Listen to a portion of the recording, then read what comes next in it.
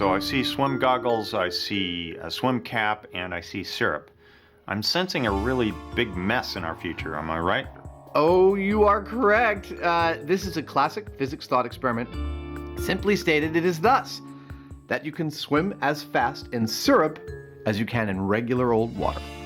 Well, the syrup is thicker, so I would think that it would slow down your movement through it. That might be true, but it also might be true that the thicker syrup gives you more to push against with your hands. So what this boils down to then is whether those two forces cancel each other out, right? That's what we got to get down and dirty and test. On the surface, you'd think that swimming in syrup could only end with drowning in syrup. But maybe not. The thick resistance that slows you down might also mean you've got more to push against, increasing your propulsion. Like Adam says, it's a classic physics dilemma. And we'll be testing it with real swimmers. Sweet. You know, I'm going to go out on a limb here and say we need to get a pool, a bunch of syrup, and start testing. You're right, but with two notable exceptions. One, we're not going to use real maple syrup. We're going to use guar gum, which should allow us to get exactly the viscosity we want. Two, we couldn't find a pool that would allow us to fill it with syrup. We're going to have to make our own. In fact, I propose we make two pools. One filled with water, one filled with heavy syrup, swim in each and compare our times. It's that simple.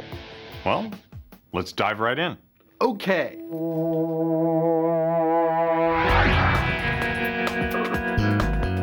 Well, this may look like just a clearing in the hills of Dublin, Pleasanton, California, but by the time we're done with it, by the end of the day, when we're through digging a pair of 75-foot-long pools with these puppies, this will be an experimental space on the leading edge of fluid dynamics, swimming in goo. Before they tackle the swimming or the science, the boys need to show their blue-collar credentials. And what do you know? It's poetry in motion.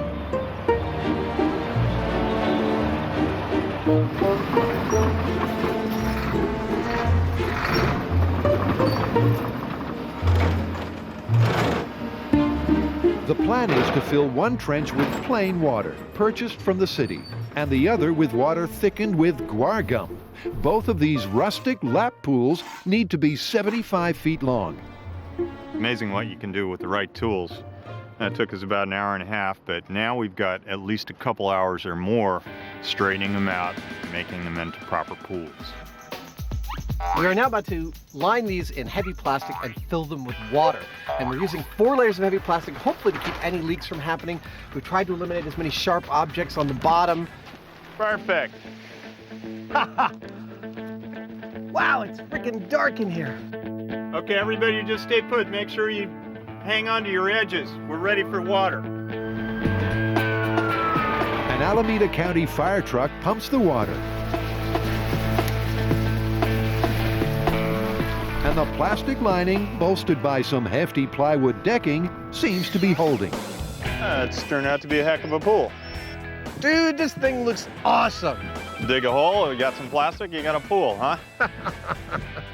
Well, if the other trench is ready, let's make some goo and fill it. Okay. It's time to get sticky for science.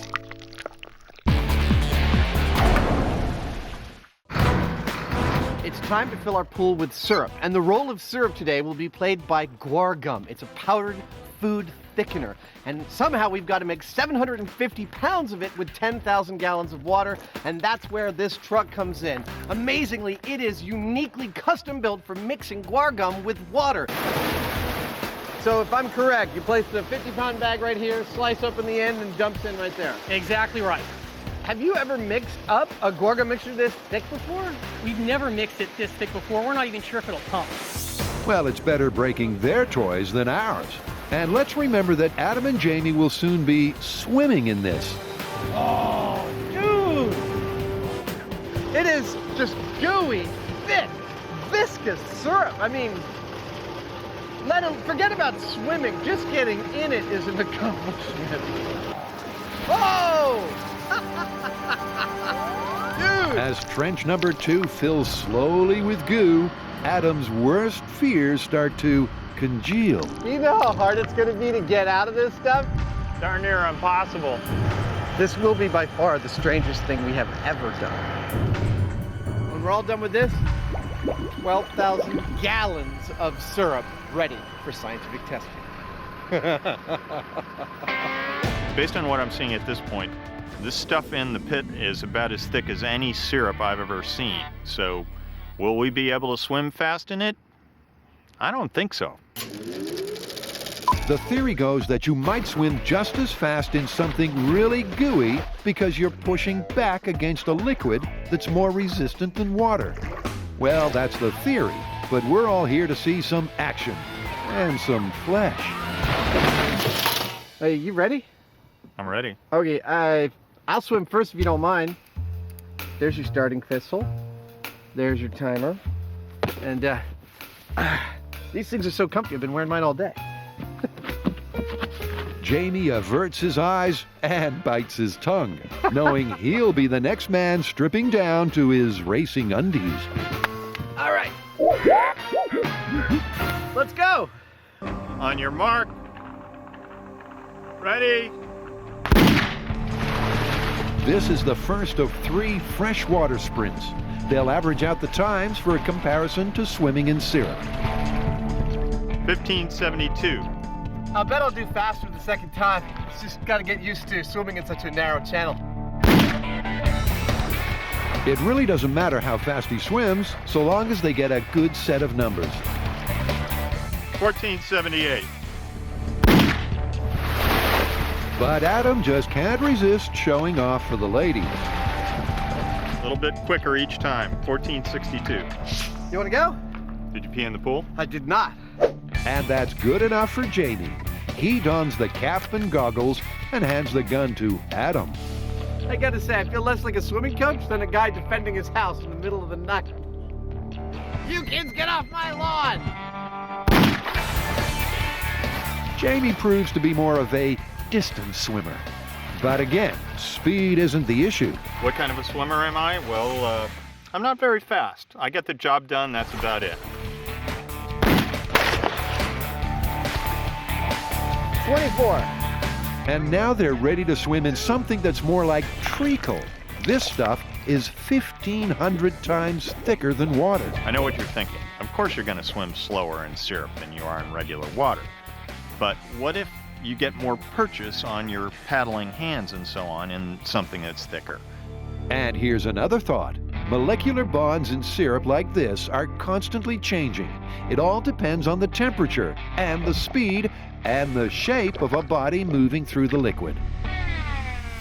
What is happening in syrup is that we have things known as polymer chains, or long strings of molecules that basically are like spaghetti noodles, like cooked spaghetti noodles, and they stick together. When they soak up water, we've got these bunches of these polymer chains.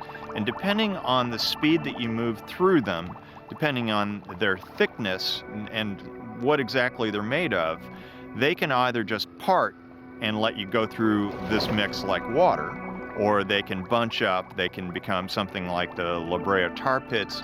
There's all sorts of different ways that these can end up affecting you as you're swimming in them.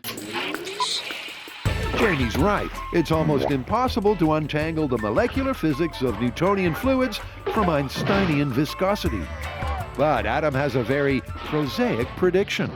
Honestly, I don't see it happening. That stuff is just too darn thick. I think the difference we'll be seeing is much greater, on the order of like 30, 40%, like 5, 6, 8 seconds difference. Adam's the first to see if swimming in syrup is faster than his freshwater freestyle.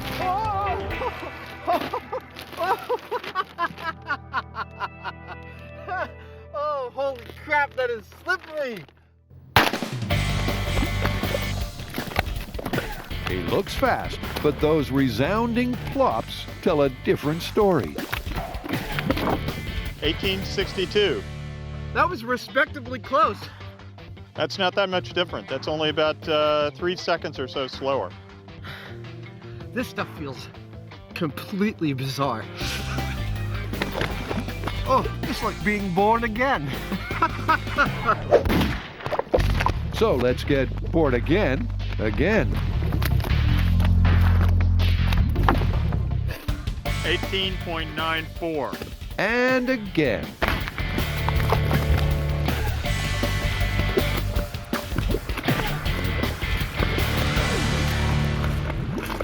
your slowest times are faster than my fastest times in water.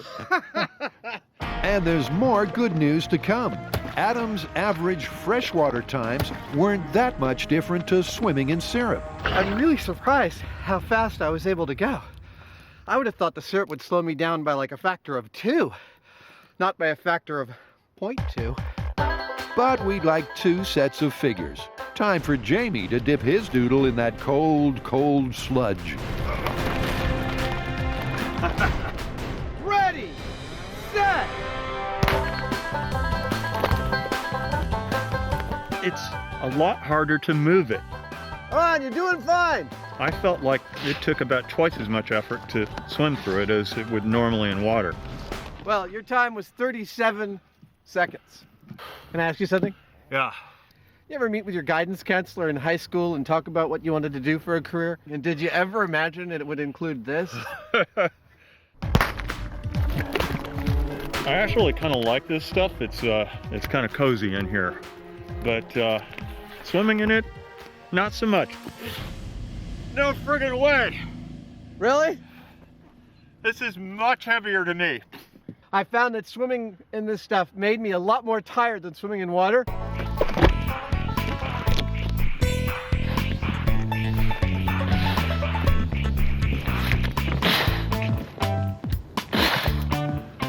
That looked like a lot of work. So Jamie officially retires from competitive syrup swimming. We'll be using Adam's averages to make the comparisons. You all right? I'm fine. I'm just glad I didn't fall in there. Yeah.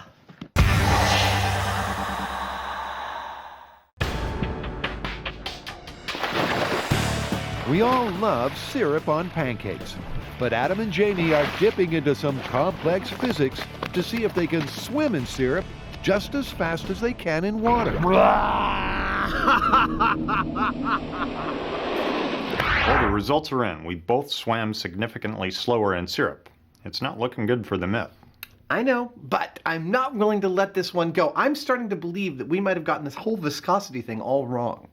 How so? Nobody would deny that we were swimming in syrup. Right, but it was an average Joe's interpretation of syrup, and it was 1,500 times more viscous than water. And this myth has its origins as a physics thought experiment. To a physicist, something that's only twice the viscosity of water could be called a syrup, and we might get very different results with a material like that. Seems one man's water might be another man's syrup. Before they fill the pool with a much lighter blend, Jamie wants to run some quick tests in a much smaller trough. We need to test the resistance of our syrup, and so we're going to do that on a tabletop in these specially made tanks. I'm going to be building a mechanical device that will drag a paddle through the syrup, and that way we'll get the measurements we need. Adam adds just enough gum to make double thick water. Jamie's clever doodad has a force meter that measures resistance as it drags a paddle through the syrup tank and the water tank at different speeds. Okay, that might be a little fast. What we're going to be doing is looking for any kind of patterns that tell us whether the syrup is actually behaving the same as the water or where it differs. 2.3. A dozen tests later, they've seen the resistance in both liquids rise steadily as they raise the voltage and the paddle moves faster. No surprise and not much help. That was 9. But when they hit 8 volts in the syrup, that resistance stops resisting. At a certain point, it leveled off, it plateaued, and we were moving faster through the syrup, but we weren't seeing any more resistance. It was about the same as it is in the water. It's the first real data they found to give this myth a positive spin. If they swim fast enough through double syrup, it might come close to swimming in water. 2, 1. Might actually be something to this myth. Well, let's get back out there and do it full scale. I'm dying to jump into this stuff. Good. Why don't you do the swimming? Totally fine. Back in the trenches, it's time for a full-scale refill with a brand new recipe. It should be perfect. Let's let her rip. All right. Let's bring on the water. So we have, in order to test this, scaled back our syrup swimming pool all the way down to something that's only between 2 and 5 times as viscous as water. But rest assured, to a physicist, this is a significant difference from regular water. Now the question is, will there be a significant difference in my swimming time? But first, we'll have to re-rate Adam in regular water. After all, it's a new day, and he could be a few seconds slower or faster. Adam's first effort shows that getting a new set of figures was a prudent move.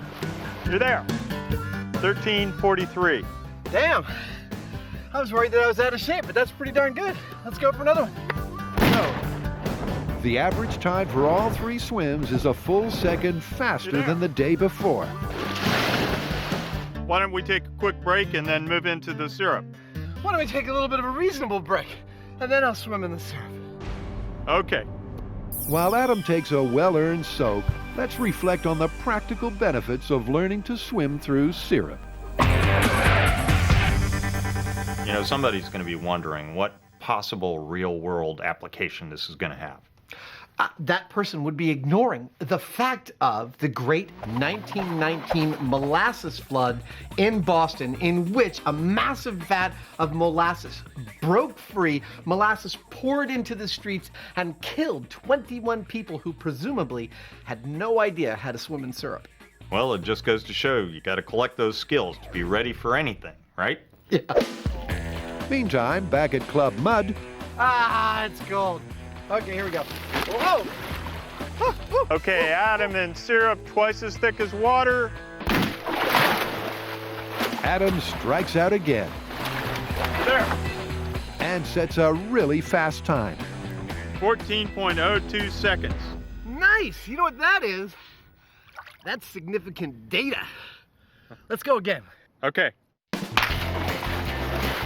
Adam's next 2 laps are both well under 15 seconds. 14.62.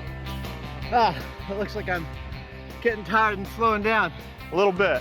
At the very least, this comparison looks like a close call. So you want to know how you did? Lay it on me, Coach. Okay, well, in the heavy syrup, you swam 27% slower than you did in water.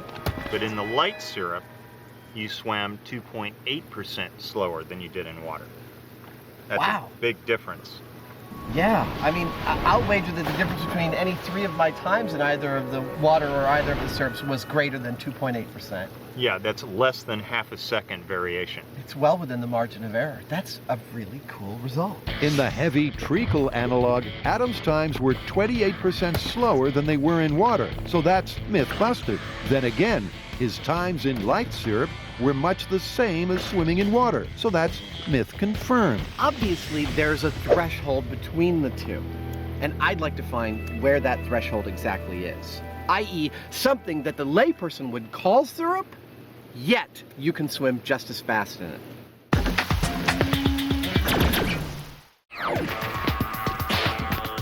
Jamie and Adam are testing if the extra thrust you'd get from swimming through syrup might just counteract the added resistance. This stuff feels completely bizarre. Adam's times in double-thick light syrup were much the same as swimming in water. But in heavy syrup, he made it through in 19.18 seconds. So that puts him at about 28% slower in heavy syrup versus water. So now they'll mix up one last batch with a texture that's more like good old maple syrup. Not too thick, not too thin, but just right. That's the Goldilocks myth. We're mixing up a batch right now, and soon we'll be putting it to the test. It's a blend that should meet any definition of syrup, 500 times thicker than water. Another in the line of "what are we doing" moments. Whoa, whoa, whoa, whoa. As a veteran of 15,000 breakfasts, Adam's well qualified to judge the sludge. Man, it definitely feels like something I've put on pancakes before. I'd say somewhere between commercial grade maple syrup and 40-weight motor oil. Goldilocks syrup. So these are Adam's last 3 swims, and given how fast he swam in the light syrup, his times in this stuff should be really interesting. What's my time? 14.34. Yeah! That goopy-looking scum on top we call fish eyes. It's just clusters of guar gum. Adam actually seems to enjoy swimming in it. 13.81. Yeah! Woo! Good job. Thank you. You're done. You can get out now. I'm officially done. Adam's times were nice and steady, but it stands to reason that a better swimmer would be even more consistent, and that makes for better science. Enter this fine specimen. Nathan Adrian was a gold medal winner at the Beijing Olympics. Hello, sir. Hey, how's it going? Oh my God, look at you. Hey, Nathan. Hey, how you doing? That's perfect. You feel like running some tests for us? Absolutely, I'd love to. Let's start him off in a bent pool filled with straight water to set a baseline time. This surprise of Jamie's is proving extremely fruitful. Not only is Nathan fast, which I expected, he's super consistent. All of his times are within half a second of each other. My times had about a 1 second spread, so it just means that the data is that much more precise. 9.81. Can we let him get out? Let's let him get out. Now it's time for this sports hero to swim in something gooey and slippery. On your mark. Get set. Nathan, just pretend that you're one with the syrup. Almost dead on the money. 10.87. Is that funky or what? So weird. You can bet this wasn't part of Nathan's post-Olympic dream. Just think about it like you gotta swim faster to get out of it quicker. A man with the right stuff forced to wallow in some very wrong stuff. Awesome. I can tell you're starting to get into it a little bit. It grows on you after a while, doesn't it? I don't think so. Nathan's either too polite or too distressed to answer back. But he does give us 2 more hot laps. As far as resistance goes, when you're swimming at speed, it doesn't feel all that much different than water, truthfully. So Jamie tries to make sense of the stats. Nathan was a full 9% slower in medium syrup than water. More surprisingly, while his water times were super consistent, his syrup swims were much less consistent than Adam's. And with Adam swimming just 5.4% slower in syrup than water, which is almost within his margin of error, this myth could still go either way. Do you think that you were slower because the goo was offering more resistance or because it was messing with your technique? I'd have to say it was definitely messing with my technique and how comfortable I was in the water. It's such a huge disadvantage to be in such a foreign environment with the goop and everything. None of which seems to bother our boys. But given Nathan's erratic times, Adam's prepared to drop a bombshell. We're going to throw out Nathan's swim times in the syrup. See, we brought him in, being an Olympic swimmer, one of the best in the world. We thought it was going to eliminate swimming time as a variable. But because what he does for hours every day is swim in a clear water pool, following a line, going as fast as he can, the syrup threw his technique out the window. Mine proved the point much better than his do. That's pretty cool. So how are we going to wrap this one up? The simple fact is that you swam just about as fast in the medium or Goldilocks syrup and the light syrup as you did in water. Well, so I'd say that makes it solidly plausible. You can swim as fast in syrup as you can in water. Plausible, depending on the viscosity of the syrup.